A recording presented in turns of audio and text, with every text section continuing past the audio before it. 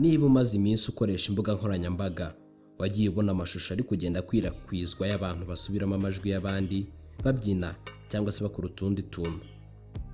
Ayo mashusho y'igihe gito aturuka muri TikTok app iri kugenda ikoreshwa n'abantu benshi muri iyi minsi.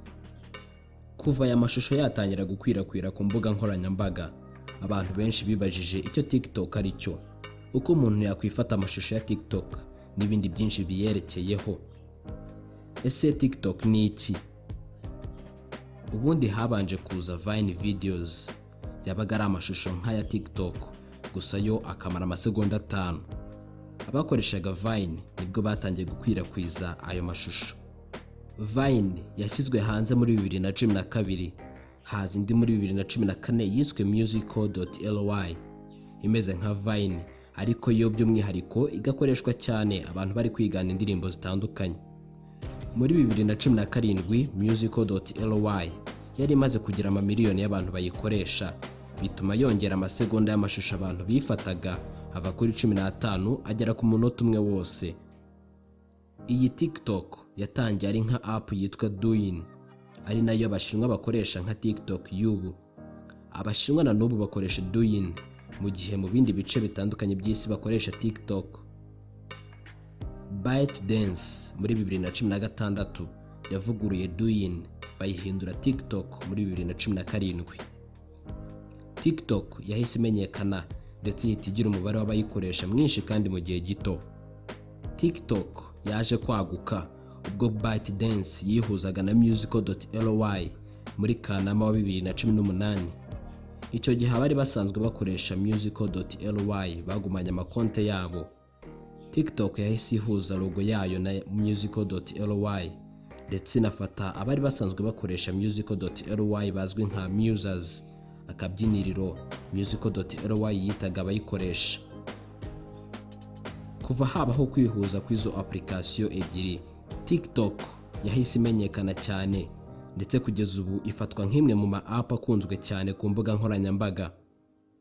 Ese TikTok ikora ite?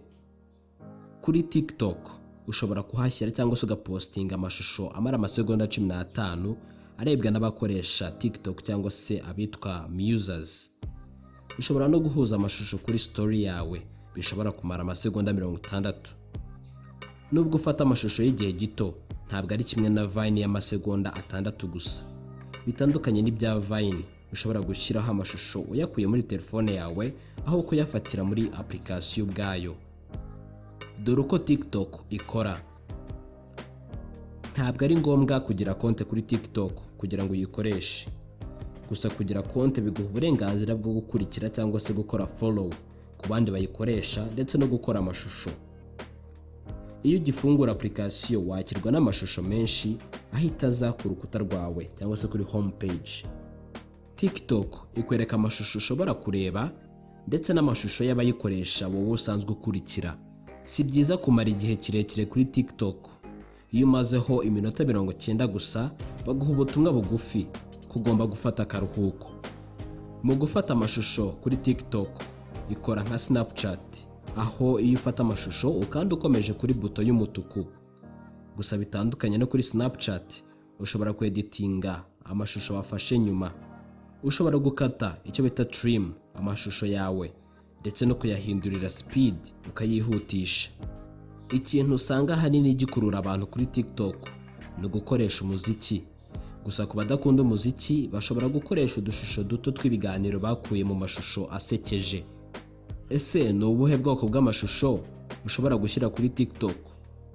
Nubwo kuri TikTok hashyirwaho amashusho afite igihe gito, ntibivuze ko byakubuza guhanga udushya, kuko kuba hariho igihe ntarengwa nibyo bituma hazamo udushya kandi n'amashusho ubwayo agakundwa kuko atarambirana. Ushobora gushyiraho ubwoko bw'amashusho ubwo aribwo bwose, gusa ubumenyerewe cyane ni ububa burimo umuziki. Ntibisaba kuba uzi kuririmba cyangwa se gucuranga, gusa kumenya indirimbo igezweho ukayikoresha muri TikTok byagufasha gutuma amashusho yawe agera kure. TikTok ni nk'ubundi bwoko buto bwa YouTube, bivuze ko ushobora gushyiraho amashusho atandukanye nk'ayigisha abantu gukora ibintu runaka cyangwa se asekeje. Kuri TikTok kandi hajya habaho ama challenges atandukanye ahita akorwa n'abayikoresha benshi. Izo challenges ntabwo zishyirwaho na TikTok ubwayo, ahubwo itangira ikorwa n'umuntu umwe ubundi ikamenyekana iturutse aho ngaho. Nizere ko usobanukiwe byinshi kuri TikTok.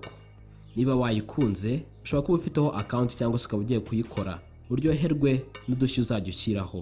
Twibutse ko iyi ngiyi ari Rwanda News Updates. Nizere ko warangije gukora subscribe, like ndetse na share. Ndagushimiye kuba wabanye natwe.